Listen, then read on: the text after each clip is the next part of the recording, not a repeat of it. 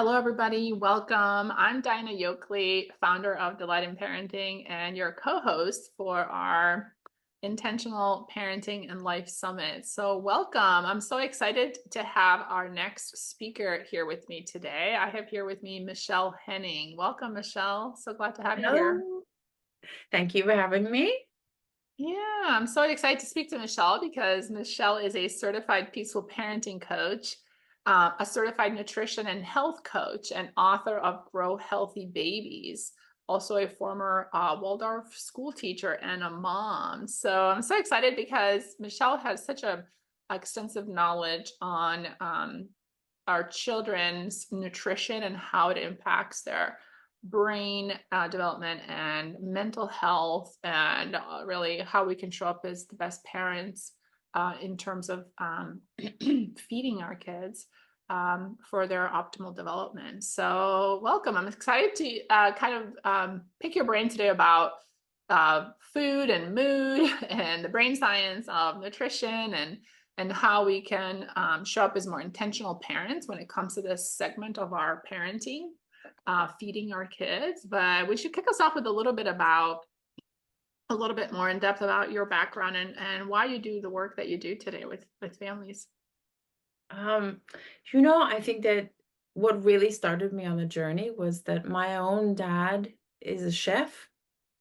So when I was little, my kind of fondest memories were always in the kitchen.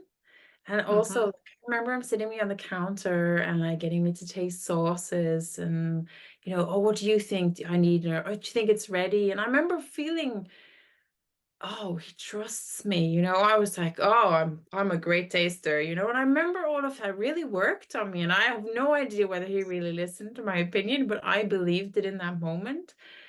And all Hmm. of these special things that I grew up with, just this love of food and this joy. And then as I got older, there was a lot of health issues in my extended family, and my own mother got sick with an autoimmune disease. And I began to kind Hmm. of dig into trying to understand what's causing all of this. Like, how are so many people in the one family getting sick with similar diseases? And I was quite curious in my teens. So after school, I studied nutrition. So I've been doing nutrition for like more than 20 years. So it's a long Hmm. time. And then it just kind of overlaps that the more you're kind of going into this way of life, and then I started falling into peaceful parenting and like this intentional idea, like, okay, I'm intentionally thinking about how I can provide a good atmosphere around food and how can I nurture this in my child? Like, how can I help her to love food the way I do and to get excited about flavors? And then how can I, then also leads into how can I be a gentle parent? How can I help her grow resilience? And I just found over the years that they overlapped. And the more science I was reading, the more research papers, the more people I was following, the more I was discovering that food and mood are absolutely interlinked, whether, it's, let's say, a neurotypical kid, but who has mental health struggles, or a neurodivergent kid. And then you see, oh, executive function is actually highly influenced by nutrients. So there's so many things. And in many cases, I was like, this is like, you can't untangle this. They are absolutely necessary for each other. And then now I see so many families, the number one issue they report is picky eating. And I know that you can relate and understand. And it's just like one of the biggest challenges now. So, and Yeah, then this is yeah. going to follow on and it's going to be then hard for your kids because so something basic like B vitamins. So they're really important for energy, but they're also really important for mood. And then your gut bacteria make these in your gut. So if your gut is out, then you're not making enough B vitamins. Then your kid might be low in energy, or your kid might be low in mood, and then they might refuse food, and you're kind of stuck in this cycle. And that's so hard. So I mean, I feel so, so passionate about taking everything I've learned over these 20 odd years and sharing it. And I really, really just want to help so many families with this. Yeah, yeah, I love that. The experiences that you've had and how you've been able to kind of bring these two philosophies of like showing up as a more peaceful parent, and how that actually uh, ties in directly with how we can be a good nutritionist to our kids, even if we're not certified, right? We're all really Yeah, nutritionists as parents. We're the decision makers, and sometimes we don't feel like we have the right information or the right skills to feed our kids healthy. yeah, So I wanted to kind of before we start recording, you mentioned something that I thought was really, really good. You mentioned how nutrition and food is like the number one way that we can um, directly impact our kids' mental health. yeah, And we know that anxiety, depression, these are all on the rise in the teen population, but younger and younger kids, you know, from big feelings, challenging behavior, all of this is interrelated. Whether they have a diagnosis or not, nutrition yeah, is a key impact.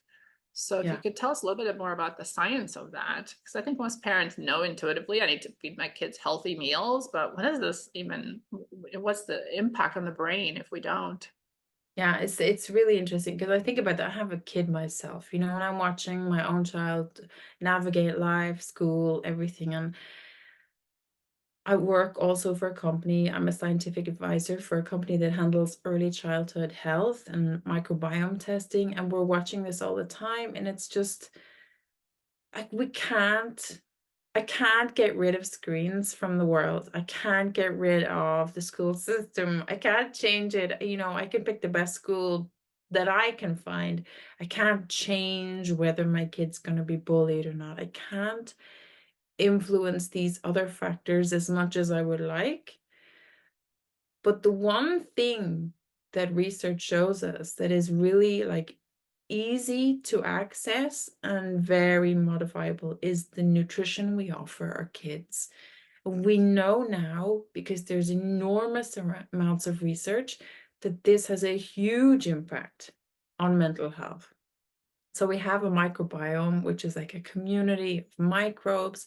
There's also parasites, fungi, viruses. They're all living together.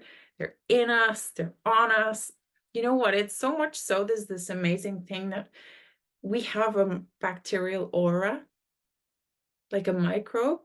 And then when we leave a room, scientists can test the air, and we have like our own individual kind of, it's like an aura, of microbes. And they can tell that we were in the room because it's Wow. so distinctive to us. It affects our skin, it affects our mood, it affects everything. I try to think of them like this little control tower. I always imagine this is how I describe it to my own kid. I think these little people and they're like in this tower going, move this to the brain, move this here. And they're influencing everything.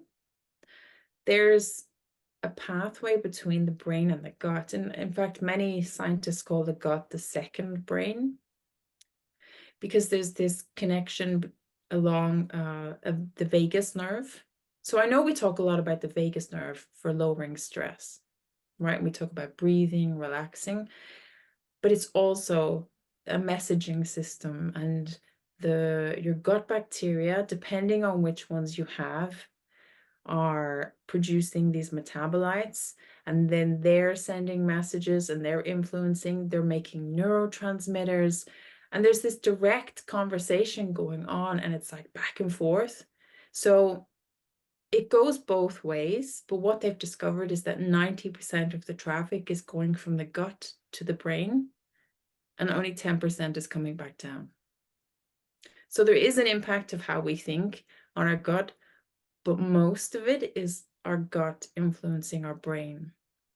And they found like it's really fascinating. So there are some bacteria are better researched than others. You may have heard of lactobacillus, bifidobacteria, and they actually directly dial down anxiety through the vagus nerve. And if you cut the vagus nerve, the anxiety comes back. because of this pathway.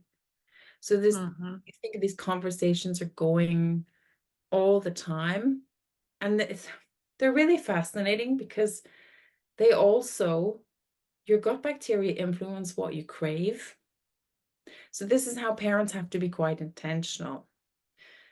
So if you have too many sort of pathogenic bacteria, they will specifically request pizza and they will request sugar. They will tell you, eat the candy. They will ask you to eat the foods that help them survive. So in the beginning, you have to be really, really intentional and you have to overtake this knowledge and know, okay, I know that I'm craving this, but I also know that that's probably the bad guys. Mm-hmm. And I'm Mm-hmm. going to override it now with my new information. And I'm going to feed the food that I know supports bifidobacteria or lactobacillus, and then let those increase in number because sort of they outconsume the bad guys and then they take over. And that's what we want. We want the good guys to be in charge. And you're always going to have some pathogens, and that's totally normal, but you don't want them to be in charge. So you have to kind of really intentionally think, I know that's what my kid really likes. I know that's what they're craving right now. I know they're begging me and they're whining, but I also know that if I can get the foods into them that support the good guys, then they will also start to crave the foods I want them to eat.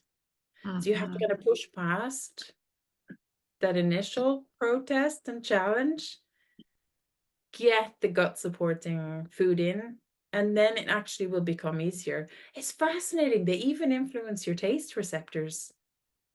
So if you Wow. can just increase the good guys, they will already start altering your taste receptors anyway and make it easier later to give the healthy food. Mm-hmm. Oh yeah, it's so hard because it's not even feeding our kids, but feeding ourselves. Like you said, it's Yeah, like these, if they take over, like all the signals are coming from them. And it's like the quieter, good voice, it's hard to hear it and it's hard to respond to it if you don't feel the urge and it doesn't taste as good as something like that's bad for you.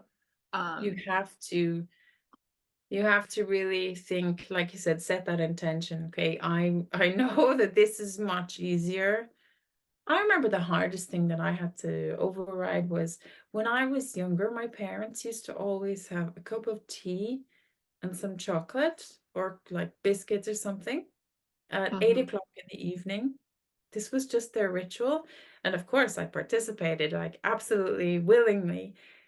And I remember that as I got older, and I was like, oh, I don't want to eat in the evenings because I just would prefer to rest.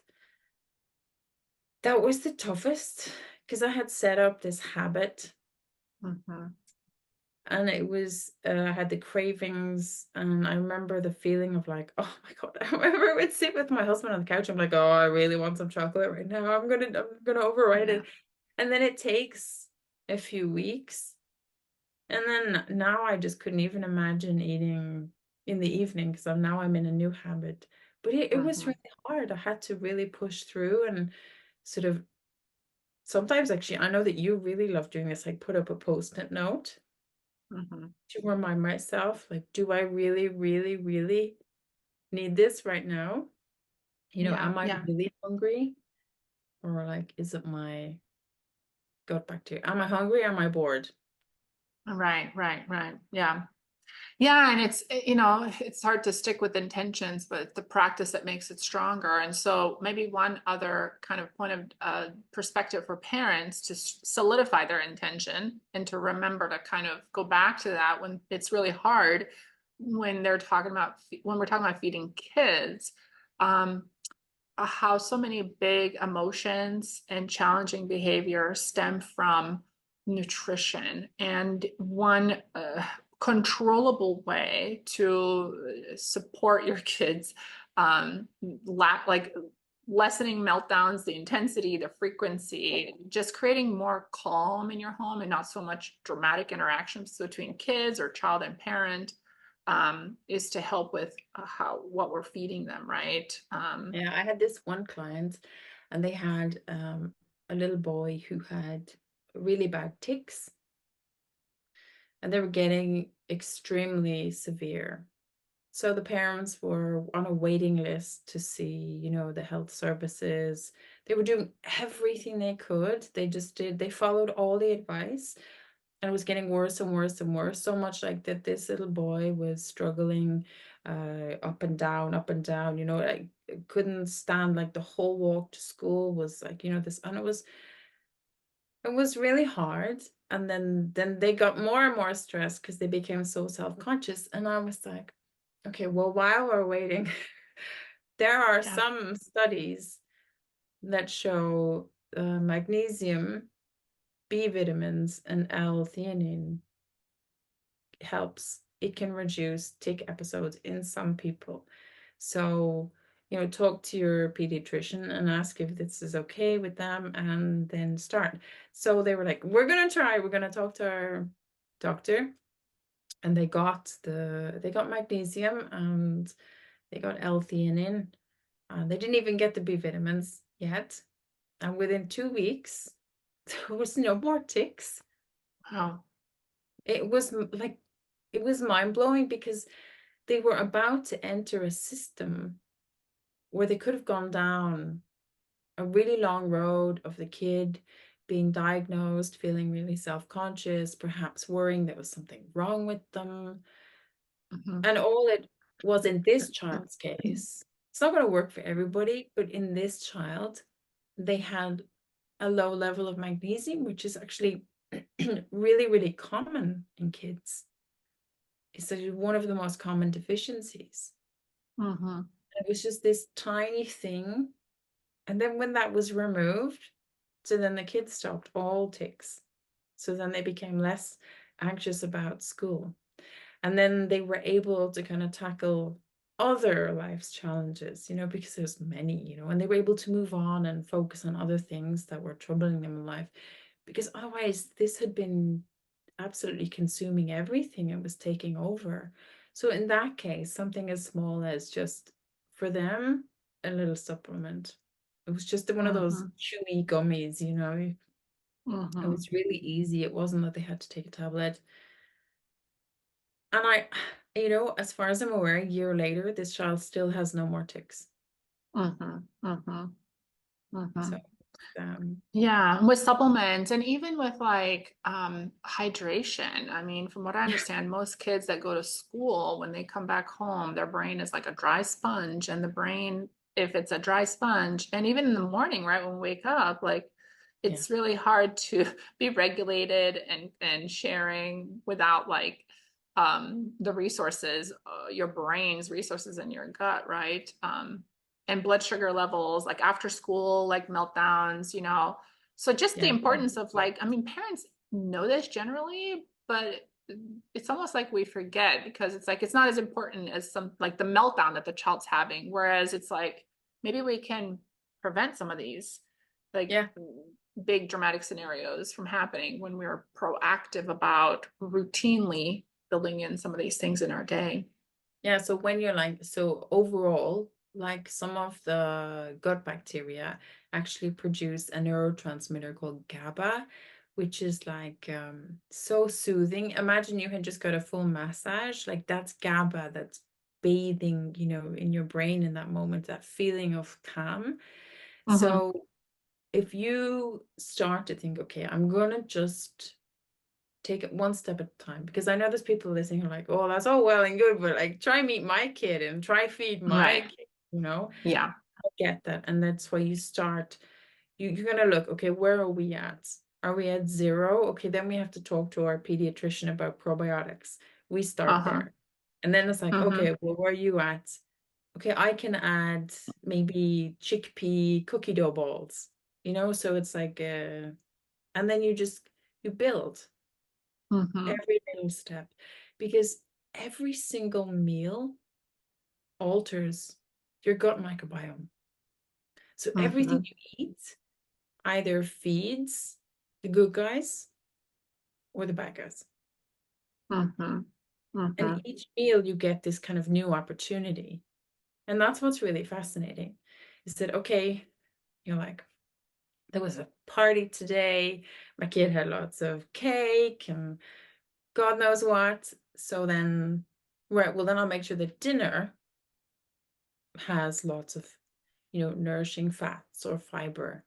And you just, Mm-hmm. and you know that breakfast, and you just kind of bookend the day that's going to have the junk. And you think, well, I'll just put a little bit extra kind of thought Mm-hmm. in breakfast and dinner. It's okay, you know? Yeah. Yeah. Filling kind of the gaps because reality is like nobody lives in a bubble.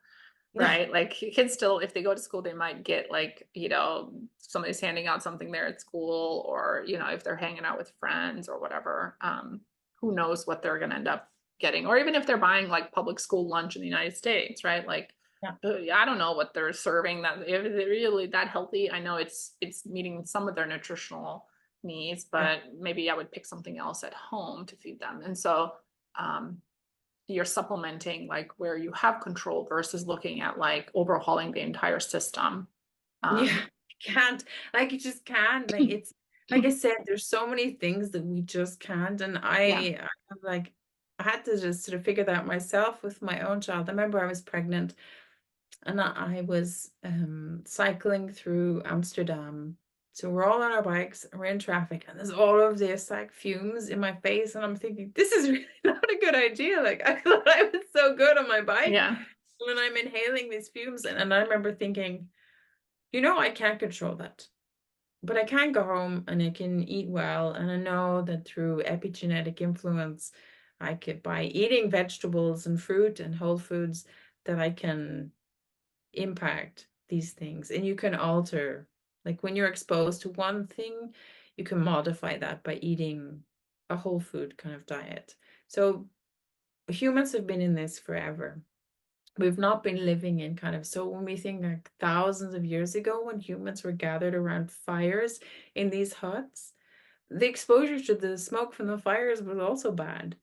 So we have a habit of kind of romanticizing the people who came before us, but yeah, we've always had like something, yeah. and then you can't, our body can take some insults, so we don't have to freak out and worry that every single meal. We just have to think, okay, today it's Saturday, so I'm in charge of all the meals. Great, Monday they're at school. Okay, well, then I do breakfast and I do dinner. And then school lunch, it is what it is. And that's Hmm. Hmm. you just have to think, what can I do? And then just take it Right. step by step. Yeah, yeah. And I know parents that are listening that might have like a so-called picky eater, whether it's a diagnosis or just something that we've kind of self-diagnosed. What advice and tips do you have for them? Because I know this can be like a vicious cycle too, and kind of tunnel vision about like, anxiously feeding this child that seems to only want things that are not so great for them, or Yeah. not eating a variety of foods, even if they are healthy. So, I think it's really useful to remember in that moment what I said about the bacteria. So maybe ask yourself, does my kid also have constipation? And does my kid also, do they ever get any tummy issues? Is there something else at play? Maybe their gut bacteria are out of balance. And maybe it's the bad guy's craving. So you're like, okay, well, my kid says no. I don't think my kid is really behind the steering wheel in this decision. They're getting the cravings from their gut. So, like I said, you can say, I'll talk to my pediatrician about starting a probiotic to help boost the level of the good guys. I'll start looking at ways that I can introduce something that's going to boost the good guys. So maybe it's a smoothie that they like, and then I've also added some vegetables in there or avocado or something. And you just keep very small, little by little. Sometimes even spaghetti bolognese, and you put lentils in with the mince and just a tiny bit, and you just add little by little and help support their gut. Yeah, and you just have to take it every little step. And remember, I don't think my kid is in charge of this decision fully. In fact, I know they're not, but I know because all the research supports this that once I get the good food in and I boost the good guys, that it's natural for their cravings to change. So I know in the future, Yeah, yeah. the good guys are going to shout too, and they're going to start going, I think I quite like, paprika now, or I think I would like, even if it's just a piece of carrot, something, and they'll slowly adapt. It is Hmm. really hard. And I think also one thing that's interesting is that so serotonin is influenced by your gut bacteria, and serotonin plays a critical role in peristalsis. So if you don't have enough serotonin, you're going to get constipated. And that's fascinating because sometimes they actually use some of these antidepressants to help with gut issues because Wow. it can actually influence the gut. So if you have a kid who's constipated and you're like, well, okay, I know that serotonin plays a huge role in that. So maybe I need to just keep looking at these gut bacteria and think, I've got to get lactobacillus and bifidobacteria increased. And maybe you're lucky and you live somewhere where you can get a stool test, like with the company I work for, and you can really find out the levels and you know exactly what to target. So you might go, okay, my kid's got lactobacillus, but they're missing bifidobacteria. So I'm gonna just focus on this. Hmm. But if not, there are like general foods that support both of them. So you can look at like, I mean, it's really interesting because it's not just the fiber. So you're also looking for colorful food because it's the polyphenols. These antioxidants actually don't get absorbed in your intestine. Most of them go down to your large intestine, and it's your gut bacteria that break them down and they become food, sort of like a prebiotic. So we've Uh-huh. all heard like, oh, antioxidants are really good for you. And you're like, well, why? I don't know, but they feed the good bacteria. So it's not Hmm. just about, so if you're like, okay, my kid said no to tomatoes, but they'll say yes to strawberries, great. Then get a strawberry, an orange, a green apple, just try and get the colors and then just Hmm. build little by little. Hmm. Hmm. Yeah, I love that. And I love how you're pointing out like little by little. I think parents sometimes they don't realize that you actually mean little. Oh Like yeah. sometimes it's like one pea. Like if they don't like peas, like don't put a spoonful of peas. That's like Yeah. a lot of peas for a kid that doesn't like peas or doesn't or is scared of them. But like one pea, start with Yeah. one, or like half of a grape, or like, And a you know very what's small. really what I found personally, this is my own like story, but with my own kid when they were like a toddler. So this is like peak difficult eating. Hmm. So sometimes, she'd say no. And I'm like, oh, why don't we have a fun experiment? And we would draw a page. We do like taste tester.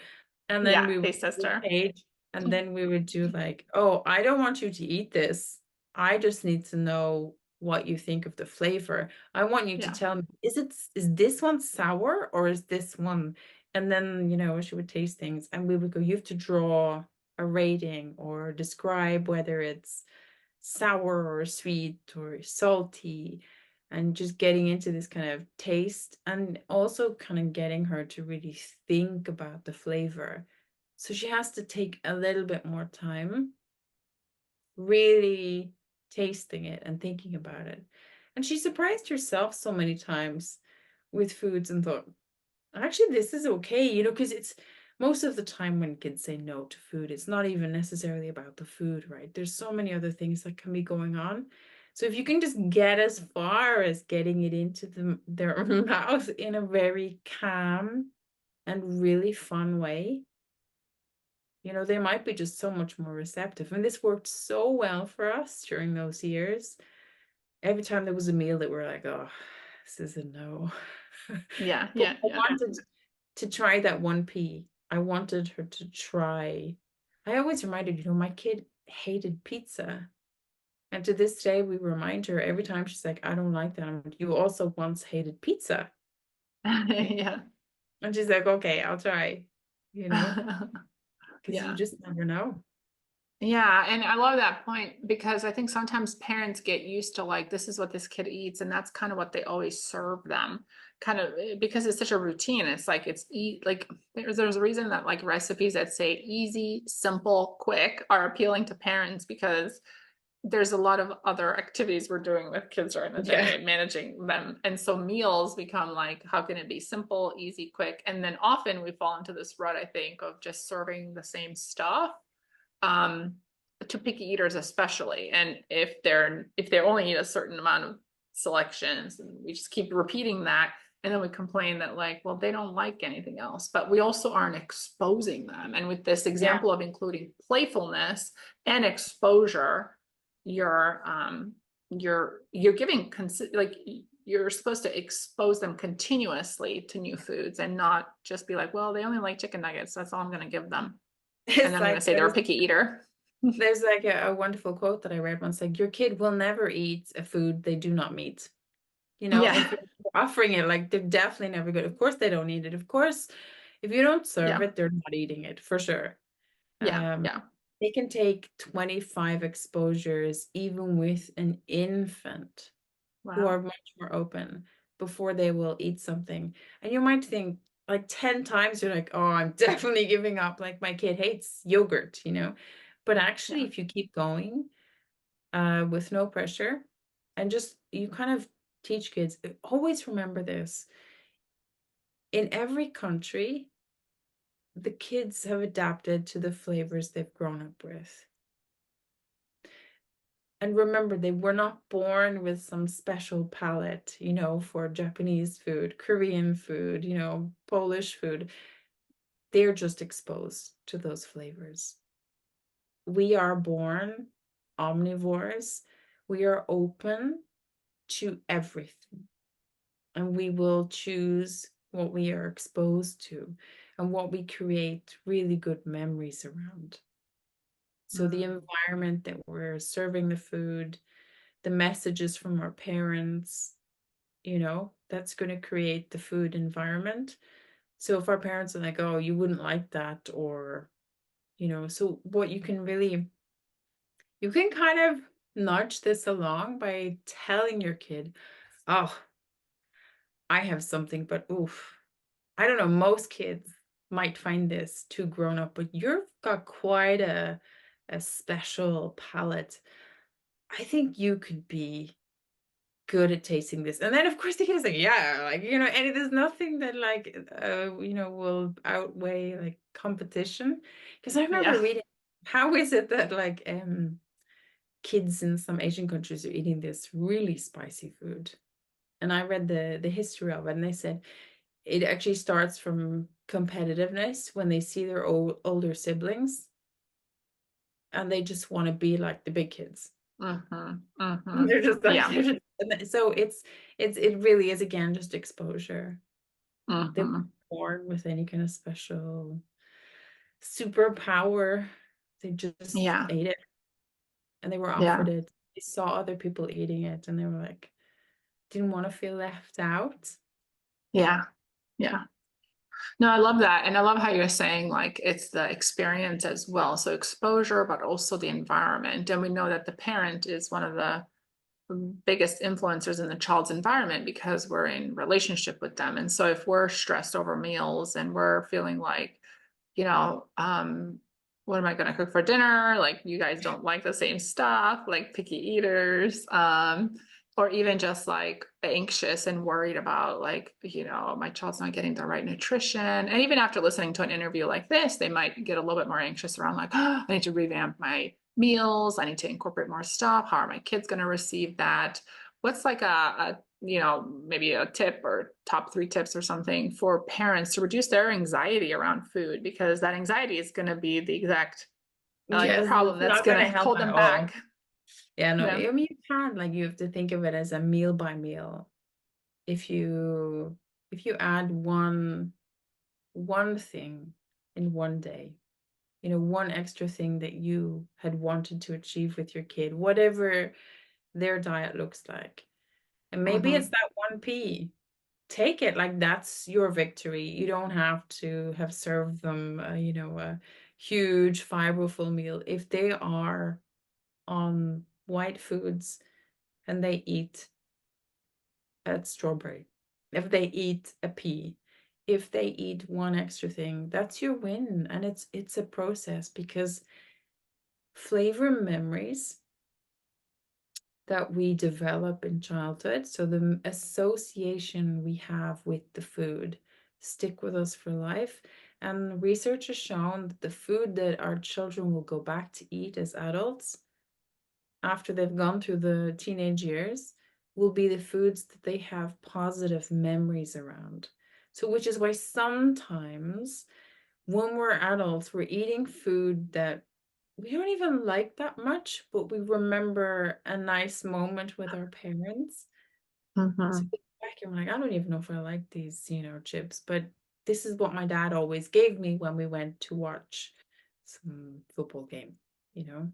So that's something that you can think about is the association with an event, a special time with you. So then you want to think, this is a really powerful moment. Do I want to serve ice cream or do I want to try use the opportunity to share fruit kebabs, Mm-hmm. Do I want to think about salted nuts? Do I want to try create an association that they're going to carry for life? And I kind of use this opportunity in a really impactful way. And I can Mm-hmm. change. When we get a train, we always buy oranges. There's a really crazy habit here in Norway. When people go hiking, they always eat oranges. Oh, So, interesting. and it's fascinating because now the shops at Easter, when it's like the big Easter hiking, are full of oranges. And that's the biggest time to sell oranges in Norway because everyone remembers Easter holidays. I always ate lots of oranges and I Mm-hmm. went hiking with my family. Mm-hmm. Mm-hmm. So you can kind Yeah, of, I love that. and it Yeah. doesn't have to be I complicated. Yeah, and something that makes me think about like, United States holidays, like 4th of July or something like that, Memorial Day. It's like a grill, like a barbecue, and usually it's like hot dogs, soda, and chips, uh, which are the childhood memories of like, Then you just throw by some the lake vegetables with on the as family. well. Grill some Yeah, tomatoes, grill where's the some pickles? peppers, you know. You Yeah, could just yeah. throw on, oh, do you know what they do here, which I loved? So another thing hiking is they take a banana and they wrap that in tinfoil and they throw it on the grill and they just stick one piece of chocolate in the center. So it's a full like banana on the skin and they just grill the banana. Mm. And then the chocolate all melts in the center. Oh, that sounds good. And it's so good. It is so simple, Yeah. but that's another grill food you could throw on. Yeah, yeah. And I think, like you said, start small. So you're still going to have like these family traditions of whatever you eat for Thanksgiving, or if it's a cookout or whatever, a barbecue. But can you add more colorful foods, like you said, and more That's when vegetables, we have more strawberries fiber? and we have, some other, or that's when I make a raspberry cheesecake. That's like Mm-hmm. you think it's like, but also, if you're eating most of the time, you're trying to get this, whole food diet, and then a holiday comes, that's also okay. You don't have Right, to worry right. about you're looking for really, really small habits. And I think the most effective way to do this is to tack on a habit onto one that you've already got. Mm-hmm. What does your kid already eat for breakfast? How can I just modify that a tiny Uh-huh. bit? Right. Don't Yeah. suddenly like change what you're serving. Look at it. I think, what can I do? One small thing that I can modify with this. Mm-hmm. Do Mm-hmm. I serve that? And they also get two raspberries. I just, what is it? Yeah. Yeah. Frozen food is probably the most useful because then you're not going to have food waste. You can just Yeah. take individual amounts. But you think like, what is it I already eat for lunch? Are they having like cheese and white bread? Okay, maybe they'll also have one apple slice. Mm-hmm. Mm-hmm. Like adding to it, add, like you're saying, Yeah. modify, add to it, maybe take one little thing away, add something else, or just add to it, keep everything, but add to it. Because Yeah. that incremental shift. Because if we just switch out the entire meal with like a brand new meal, that just the alarm bells in your kid's head are Yeah. just gonna go like "Rah, rah, emergency, emergency. I'd rather starve than touch any of this, right? Yeah, because it's gonna feel like all of their safety. And I think especially with kids who really struggle with picky eating, Mm-hmm. that would feel like whipping the blanket out. That's like their whole safety net. So it's more about, I guess, try in the beginning to frame it as adding Yeah. rather than taking away. What can Mm-hmm. I add to this meal that's going to be beneficial? Something small that's not going to be too big a leap, and just sort of do it that way. Mm-hmm. Mm-hmm. Yeah, I love this conversation and just something that kind of popped into my head we didn't touch on too much, but I was just thinking about how it's hard to do this kind of meal plan when we're not eating that food ourselves as the parents. But it's much easier when if you're not eating the way that you'd like, once you start doing this with yourself, you kind of come up against like how hard it is and how you do crave your comfort foods, and then how you can introduce a little bit on your plate of something different. And then it's easier not just to like do this for your child, but also they're watching you and you're Yeah. um, And the role good modeling kind of news, like what's the norm. but the really good news is that bifidobacteria plays a huge role in aging. So if your bifido levels are too low, you actually age much faster and are much more prone to age-related disease. So Yeah. think about yourself like, okay, I also need to boost my bifidobacteria Yeah. because then I'm going to be much healthier for longer. I'm going to feel better myself. And also, I mean, what parent isn't kind of looking for their own improvement in reducing anxiety, improving their own resilience to stress? So this diet is kind of for everyone, it's also going to Hmm. help you cope when your kid loses it when you first suggest a new food. Hmm. So Hmm. you got to take care of your own. And there's so many ways to do it. I think start with any fruits and veg that you like yourself or any whole grain. And I did this thing recently, which was really effective. I was thinking, oh, my own kid, yeah, she eats nuts, but not that often. And I was Hmm. like, every time I'd offer, she'd be like, yeah, one or two nuts. And I'm like, oh, I want her to have more. I was like, how do I Yeah. do this? So one day I grabbed bags of like dates, prunes, all of these things. And then I poured in any bag of nuts I had in the house. And I blended them up with chia seeds, flax seeds, and cocoa powder. And I made this amazing crumble. It tastes amazing. And I think sometimes we add in chocolate chips because why not? Hmm. And Yeah. it just Yeah. and then she sprinkles it over yogurt. And it feels Hmm. like the most incredible win because she's adding Hmm. this all the time. It's really chocolatey. It's really nice because of the dates. And you got to think about the dried fruit also comes with enormous benefits for fiber, polyphenols, all of this. Hmm. They're supporting your gut bacteria too, and so are the nuts. They're getting you the good fats. So it's this tiny way, and then because of this chocolatey flavor, it's much easier than trying to offer your kid nuts. Right. On their own. Yeah. Yeah, Yeah. Yeah. It's a presentation in a different way that doesn't feel so threatening. It yeah. feels I mean, exciting to try. Yeah. yeah, she feels like it's a treat, A you know. treat, right? Yeah, Yeah. yeah. I'm Yeah. like, Yeah. sure.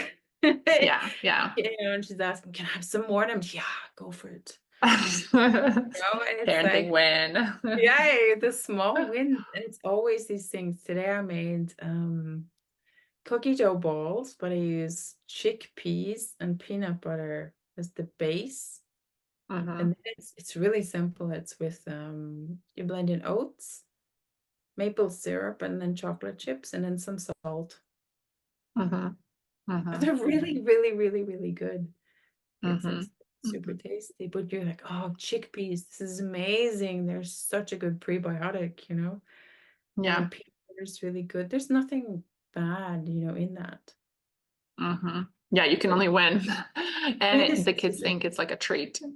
yeah, yeah, you roll it into the balls. They see the chocolate chips, and you're like, Mhm. great, super. Yeah, They're like as long as they addicted. see the chocolate chips, they're like, Yeah. okay, this is somewhat safe.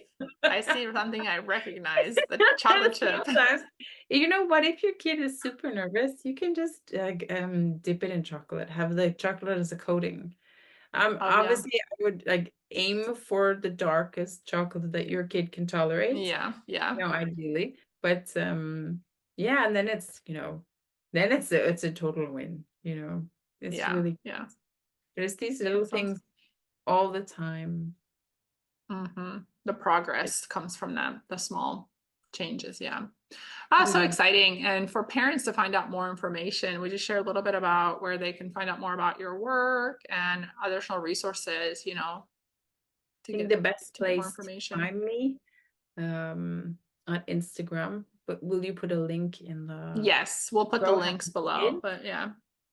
So Grow Hmm. Happy Kids is my page, but then my website is just growhappykids.com. And there Uh-huh. you can actually contact me and I offer a free 20-minute consultation for anybody who wants to chat and find out more and maybe they want to get a full consultation with me. And I can That sounds absolutely help. amazing. Yeah, I think it's been such a great conversation, and also I know on your Instagram you share some amazing simple recipes as well, which, as a parent, I'm always looking for like, delicious foods that are simple, easy, quick, but It doesn't have nutritionist to be approved. hard. I always remember the one thing that I loved about when we were training with Laura Markham. And I was thinking sometimes she'd say, you know, sometimes it's stressful and you just like, I'm not making dinner, like nobody's cooking in this house tonight. And you grab Yeah. out like a bag of carrots and you like cut off one slice of cheese. You're like, okay, veg, protein, and then and you're just ticking off. And then I'm thinking, add in a piece of fruit, and I'm like, that's a perfectly fine meal. Yeah, There's nothing wrong with that, and that's actually probably better than some meals that we make. So I'm like, go for it. right. Take away the stress, you know. Yes. Yeah, simple. Keep it simple and as much stress-free as possible around food so that kids will be more likely to come to the table again. Exactly. I Yeah. saw one more tip though before I go because this is really Hmm. useful. Kids are a lot more receptive to vegetables before their dinner. And one tip that works really well is have some veg on the table while they're waiting and you're Hmm. still finishing preparing the meal, or as soon as they get home from school. They're just so much more receptive earlier. Once it gets to dinner time, they're just too tired, and Hmm. they're wanting food that's going to give them energy. This is totally natural. So a lot of people have had success. They don't say anything about the veg. They just Yeah. leave them in the table. And Yeah. maybe you don't eat them the first day, but these veg will last in the fridge. You just put them back in the fridge. Carrots, you can leave in water, they last. And then the next day, the veg come out. And if they're there and if there's no pressure, they will just suddenly start chewing. They won't be able to kind of resist the urge, and then it becomes a habit. And then Yes, I you're love like, that. great, vegetables out of the way, and then you're not so stressed about the rest of the meal. Then whatever they eat to fill up for dinner, even if it's carbs, is good Yeah, because they kind of got especially healthy. to most important part started, which is probably the best way to eat anyway, right? To get the fiber in Yeah. first to prime the gut for the heavy Yeah. dough and the breads and whatever, There's a pasta. whole other conversation about like blood sugar regulation. This is like, yeah, Right. yeah, vegetables first. You know, they say Vegetables fiber first, first. right? Or Yeah. liquids like soup and stuff. Yeah. Oh yeah, soup Yeah. is another great way. I mean, you could go on and on. Like soup is Yeah. another fantastic option. Hmm. Oh, another To great way prime the to. gut for like for absorbing more nutrition. Yeah. And that's why I love your resources like on social media. And if people check out your website, a lot of it I think is information. Like parents just don't have the time. They don't take the time or have the time for the information. But if we're talking about being intentional and deciding that like, okay, like maybe this year you're gonna do things with a little bit more purpose and like what is important. And if mental health and healthy relationships with each other are important, then diet must be like at somewhere near the top of your priority list because it's an essential for survival and you use it 3 times a day, right? Your meals. And so if you're going to Yeah, focus on anything, focus on exercise, sleep, and nutrition. yeah. I Can't think be if you missed, right? say, okay, I'm going to dedicate 20 minutes this week to just even reading about it, Mm-hmm. and you can just set a timer, 20 minutes, that's it. And Yeah. I'm just going to read and find out what I can. And then next week I spend 30 minutes maybe preparing something like the crumble thing that I made with the nuts. Yeah. That's like 5 minutes. And the chickpea things was 10 minutes. So it's Mm-hmm. like just say 30 minutes in 1 week. And then you Mm-hmm. kind of it's probably easier to tell yourself 30 minutes I can commit to. Yeah. I mean, how many Yeah. times have we sat somewhere on our phone scrolling for 30 minutes, and you're like Yeah. looking at Yeah. some useless videos. Yeah. Yeah. Yeah. Yeah. There's the time is there. We have unlimited time. I mean, if we're still here, but it's the intention to do something specific with that. That's the challenge. So hopefully this will give parents some motivation to check out more resources on healthy nutrition and the relationship between our food and our moods and our kids' moods as well. So really appreciate you taking the time. Thank you so much.